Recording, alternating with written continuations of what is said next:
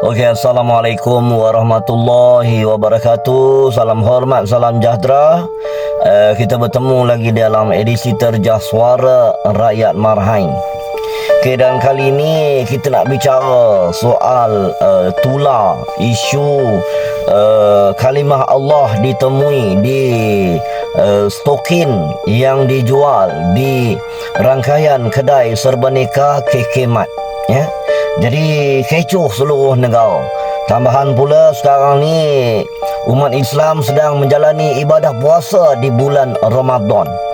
Jadi pengurusan KK Mat memohon maaf secara terbuka, menangis, merintih, merayu supaya orang-orang Melayu terutamanya yang menjadi kuasa membeli di KK Mat ini untuk tidak meneruskan agenda memboikot. Sebab mereka tahu bila orang-orang kita, orang Islam memboikot rangkaian kedai makanan segera seperti yang berlaku sekarang ini akibat pencerobohan keganasan, kezaliman tentera Israel terhadap umat Islam di Palestin, dan banyak rangkaian-rangkaian kedai makanan segera ini telah ditutup operasinya kerana tidak mampu lagi untuk meneruskan perniagaan tersebut. Walaupun telah didedahkan oleh pihak yang berkenaan bahawa kedai-kedai restoran makanan segera ini adalah milik syarikat daripada negara kita, daripada Malaysia, dan tidak ada wang yang disalurkan untuk membiayai keganasan yang dilakukan oleh tentera Zionis di negara Palestin itu. Tapi boikot tetap boikot, ya. Dan samalah juga dalam kes KK Mat ini. Walau apa yang terjadi, permohonan maaf yang dibuat itu hak mereka. Tapi hak kami sebagai rakyat, kami terpaksa boikot kerana kecurangan, kebiadaban itu berlaku jelas di depan mata. Mujuk ada orang yang sedar, yang viral. Kalau tak ada, benda ini terlepas dah. Walaupun hanya 14 pasang stokin, mungkin pihak vendor, pihak pembekal, pihak kilang nak test sensitiviti umat Islam. Yang banyak-banyak lagi kita tak tahu yang dah terlepas sebelum ni. Sebab kemaafan saja tidak cukup. Saya bersetuju dengan kenyataan Ketua Pemuda UMNO Malaysia yang meminta dibuat kain rentang di semua cawangan KK Mat di seluruh negara. Sebab ada orang tak tengok TV, ada orang tak tengok media, dia tak tahu pun KK Mat ni dah minta maaf ke apa kan. Tapi bagi saya, hak memohon maaf itu hak KK Mat. Tapi hak untuk memboikot hak pengguna, hak rakyat. Jadi jangan dinafikan hak rakyat. Kesilapan demi kesilapan yang dilakukan oleh puak-puak ini untuk menguji kesabaran umat Islam di negara ini bukan sekali, saudara. Dah banyak kali, saudara. Maaf buat lagi. Sama juga dengan warga asing di negara kita ni. Kerajaan ampun, dia masuk lagi secara haram. Ampun, dia masuk lagi secara haram. Tak akan selesai. Bagilah keampunan banyak kali pun. Sama juga KK Mat. KK Mat terpalit kerana ini berlaku di kedai serba nikah kamu. Tapi kemarahan umat Islam ini berlaku sebelum ini melibatkan banyak pihak-pihak lain yang telah membuat perkara yang sama. Jadi kami nak boikot, itu hak kami. Dan di Kuantan sendiri baru lagi pasar raya ataupun kedai seberdeka KK Mat ini dibuka di Bandaraya Kuantan. Jadi kita tahu apabila isu ini melanda, sudah pasti akan berlaku insiden memboikot. Jadi dalam hal ini ia terpulang kepada rakyat, ia terpulang kepada umat Islam. Kita tak boleh terima kalimah Allah itu nak diletakkan pada kaki. Betul kata pengurusan ni terlepas, betul lah terlepas. Tapi yang sebenarnya nak masuk produk, nak masuk barangan-barangan sebagai vendor ke sesebuah pasar raya, ketelitian itu dibuat dengan begitu rapi.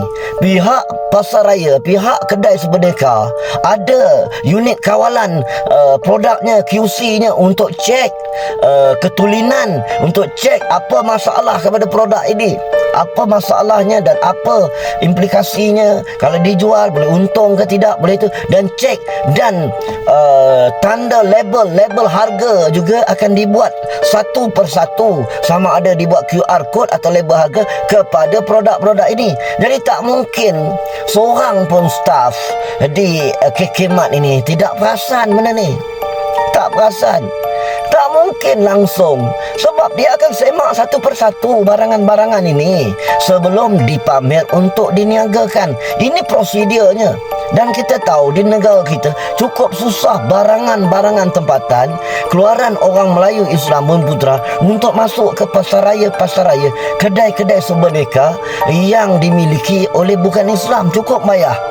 Macam-macam benda-benda yang perlu dilalui sebelum diluluskan. Bukan senang. Nak masuk jualan-jualan makanan segera dekat stesen minyak pun susah. Tapi alhamdulillah hari ni ia diterima, kan? Begitu juga nak masuk pasar raya ni saudara, nak masuk kedai sebernika ni. Jadi stokir ni yang dihantar oleh vendor ni, yang walaupun dikatakan materialnya daripada negara China, tapi ada pendedahan yang dibuat, kilangnya di Batu Bahat di Seri Gading. Jadi tempat mencetaknya dekat mana? Mungkin dekat Seri Gading, bukan dekat China. China hantar material kain dia, yang mencetak di Seri Gading. Jadi sepatutnya Kekemat dia boleh kena umum terus kesilapan vendor dan tarik terus lesen vendor daripada pihak kilang terbabit, pihak pembekal terbabit. Kenapa dia hanya minta maaf, menangis-nangis minta maaf, suruh orang Islam tidak boikot, tetapi hati kami dah terguris, kemarahan itu sudah timbul. Jadi kamu tahulah bila umat Islam marah, dia boikot, dia tetap boikot, kamu minta maaf, itu hak kamu. Tapi hak kami, hak rakyat, hak orang Islam, kita akan terus melakukan tindakan boikot. Dan saya sendiri pun selama ni tak adalah banyak kali sangat masuk ke Kekemat ini. Sekali-sekala adalah pergi, kan? Jadi dengan berlaku situasi macam ini, mungkin tak pergi terus lah. Tapi ini pengajaran, ini adalah amaran kepada peniaga-peniaga, kepada mereka-mereka yang membuka premis perniagaan berbentuk pasar raya, minimarket, kedai sebernika, supaya berhati-hati, sebab majoritinya di negara kita ini dimiliki oleh bukan Islam. Jadi kena berhati-hati, kena hormat kepada umat Islam. Jangan sesekali cuba nak menguji kesabaran kami, kerana sudah tiba masanya kita kena bangkit. Kita kena membuktikan bahawa umat Islam punya suara, orang Melayu punya hak, punya suara untuk menentukannya. Jadi kita akan teruskan boikot, kerana hati kita tidak boleh menerima kemaafan yang dibuat kerana kesilapan yang besar seperti itu. Kalau setakat isu tersalah bagi barang, tersalah harga, tersalah label, itu boleh lagi.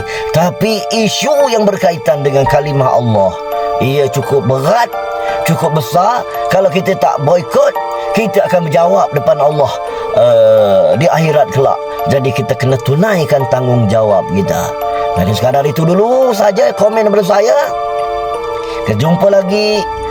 Salam Ramadan. Selamat berpuasa kepada semua. Sekian, wabillahi taufiq wa hidayah. Wassalamualaikum warahmatullahi wabarakatuh.